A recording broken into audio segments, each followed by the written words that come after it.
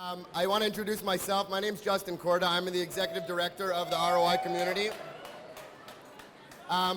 It's my honor and pleasure. I'm very excited to welcome you all to the Be More Schmooze, which has become a tradition at the General Assembly of this event, this reception sponsored by ROI Community and the Charles and Lynn Schusterman Family Foundation. For those of you that don't know in the audience here, ROI Community is a global network of Jewish activists who are trying to change the world. We are attempting to be a network of about 1,000 people who are collectively trying to connect millions of people to Jewish life.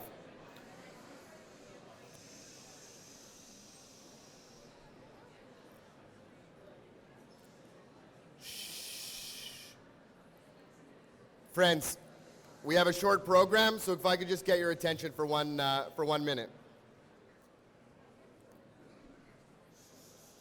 Our motto at the ROI community is connect and create, and that's why we have the incredible fortune of being able to do events like these where we drink and schmooze and actually call them entirely on mission.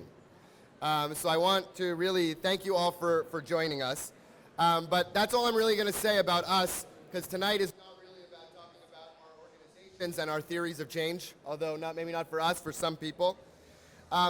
If any of you would like to learn more about ROI, about how you could become a member or how you can take advantage of ROIers in your home communities, you're welcome to talk to me or the other staff that are here. I ask you to just raise your hand. Noah Gorlin, Jen Keys, and my colleagues from the Schusterman Foundation, Sandy and Lisa, Robin, Adam, Seth, Abby, Colleen, and Yaniv, and they're all around here. And of course, you can find the ROI members that are hanging out in the audience here. Many of them are wearing these funky little circle pins. But friends, the real reason why I wanted to open tonight's program is to introduce the MC. I think that we probably all have at least one mutual friend in this room, and that's her. This is a woman who is single-handedly making the Jewish world much smaller, and who has had an indelible impact on the ROI community literally from day one of its existence. Ladies and gentlemen, round of applause for Esther Kostanowitz.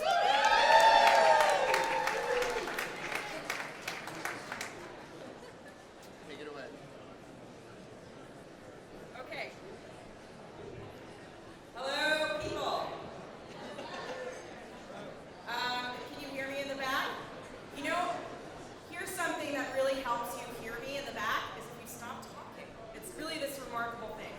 But really, tonight is not about me. It's about the amazing people who I'm about to present to you today. Some of them are members of the ROI community. Some of them are perhaps future members of the ROI community. Everybody's a friend of the ROI community. These are tremendous people, and I hope that you will give them your undivided attention. Okay? Now, hello, people in the back. I can actually see you talking, so in addition to hearing you. I see you. Just kidding.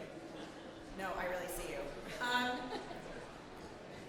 Okay, so this is a brilliant slideshow from the ROI community, but we're gonna just minimize that for a moment because we're gonna get to the actual presentations.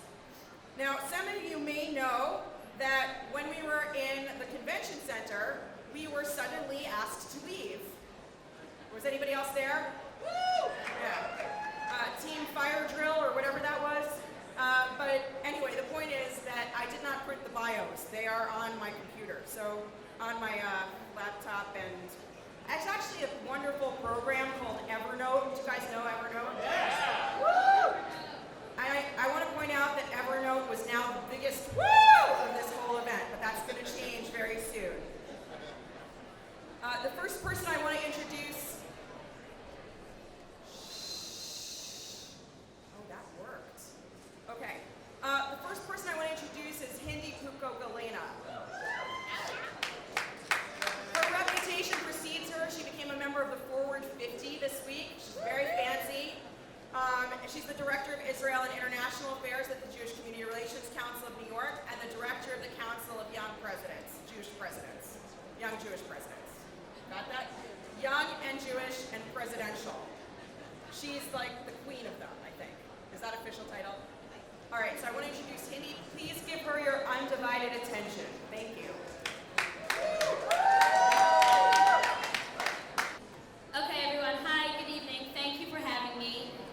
Tonight's presentation is a little bit serious, so I ask all of your silence and respect for the topic.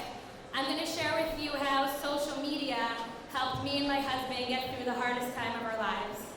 So a few years ago, I became pregnant with my first child, Ayelet, and at around 8 months, I didn't feel the baby one day. So like most neurotic Jewish mothers, I called NYU Hospital, went in. Within a few hours later, our daughter Ayelet was born. She was named after my husband's father. And about 6 weeks later, she was 4 pounds. We took her home and immediately became like most annoying parents and started posting pictures of her on Facebook. Our pictures always looked a little different because she was so small, and we would put her next to life-size items like beer bottles and earphones, just so that the world would realize just how small she really was. She had a great few months of life. People always thought she was brilliant because she was so small, but yet she was doing things far beyond her size, and we would always lie about her age just to accept the compliments of this brilliant child. At her first birthday, she kept having problems with her stomach. If people are still talking, it's not cool. And we realized that she had a bone marrow failure syndrome. So we called Gift of Life, which is the bone marrow registry, and we were dealt the even more devastating news that there was no match for her in the registry. We immediately turned to social media to launch a campaign that celebrities got on board with to find Ayelet's perfect match. This campaign slowly grew, and people anonymously across the country were doing these bone marrow drives in search for a match for our daughter without even knowing them. Once the social media started to pick up, the traditional media followed, and we were getting calls from CBS and New York One. They would come into Ayelet's hospital room with like all the isolation gear and try to do the interviews.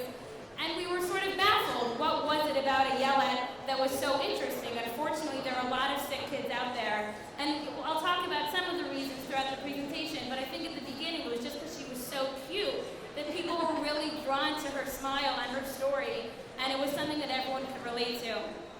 Thanks to all the attention we got, we raised $330,000, found 52 matches, and there's already been 10 transplants to date as a result of the drives that we did trying to find a match for Ayelet. So we didn't find a match, but push came to shove. The doctors were like, you have no choice, it's time to move. And move we did. We moved to Cincinnati. There's some Cincinnati people in the room. We went to Cincinnati Children's Hospital. Here's Ayelet on the crazy transfer equipment. She was great the whole ride. And we started a blog because we kept getting annoying texts from our friends and family asking us what was going on. And we realized the blog was the best way to update people. But then the blog grew and grew and grew. And we noticed this weird thing that when we would mention one of Ayelet's favorite toys, it would show up in the mail. So we spoke about her stickers, they showed up in the mail. I joked that I should have said, Ayelet really wants a Prada bag and an Upper West Side townhouse. I didn't do that. Kids would send us things like they made her an honorary member of their brownie troop, which like not such a Jewish thing, but it was great that they did that. And we were really part of this amazing family that grew around us. I looked at the analytics last week. There were 53,000 unique visitors, but what was more interesting is that 76% of them kept coming back. People became addicted to Ayelet's story, and I think it's because my husband Seth spoke about it in an honest way, in a real way, and people started writing us these emails. You don't know me, but I'm doing this. And that this would be baking challah, giving money, volunteering, all these things. So for all those critics who said it's voyeuristic or it's just digital, it was way beyond digital. People were doing real things, and they were there for us in a meaningful way. As many of you know, on January 31st, Ayelet passed away, and we really felt like the world was crying with us. And throughout Shiva and the funeral, there were literally thousands of, and it brought us so much comfort that all these strangers knew her story. In keeping with Ayelet's celebrity persona, there were a lot of stories written about her life. But they didn't focus on her illness. They focused on this extraordinary community that formed around Ayelet. And I think part of it is that we're all craving meaning and authenticity, especially in the social media space. And Ayelet gave that to people. People felt like they were doing something meaningful by being part of her story. The hardest part was that we got a lot of condolence cards from kids, because parents would tell their pretty shocking for people, even though she was still sick. You know, we all think there's going to be a happy ending. There isn't always a happy ending. We got a condolence card from Obama, which was pretty cool, and we got to meet him, and I stuck my hand down and I said, President Obama, thank you so much for the condolence letter you wrote us on behalf of our daughter. And he literally picked me up, I'm not that light, and like a bear hug and lifted me off the ground. This is not a political plug. And he looked me in the eye and he said, keep strong, keep doing what you're doing. And it was all because of the social media that he knew about it and all of that. People are still doing stuff for a yell at, a photo display at Cincinnati Children's, an adoptive room program. We did a playroom in one of the Ronald McDonald houses. And this is all part of what we call the Yell-It Nation that formed around her. There's a huge gala going on in New York on Sunday. Tons of celebrities got behind it as well. Thanks to strangers. We didn't do any of this. These are people who felt compelled to take action and to do something in honor of a Yell-It. Lastly, what I'll say to conclude is, you know, the hardest part, or one of the hardest parts of losing a child is that you think about all the people who never got to meet her.